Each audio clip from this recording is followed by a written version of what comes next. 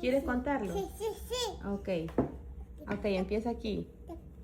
1, 1, 2, 2, 3, 3, 4, 3, 4, 4, 5, 5, 6, 6, 7, 7, 7, 7, 8, 8, 9, 9, 10, 10, 11, 11, 12.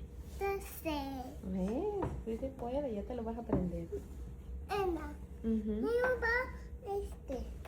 Oh, estos son como juegos que se ponen para arriba, mira.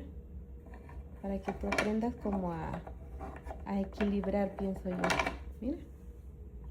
Y aquí van las figuras. De este lado puedes poner las figuras ahí.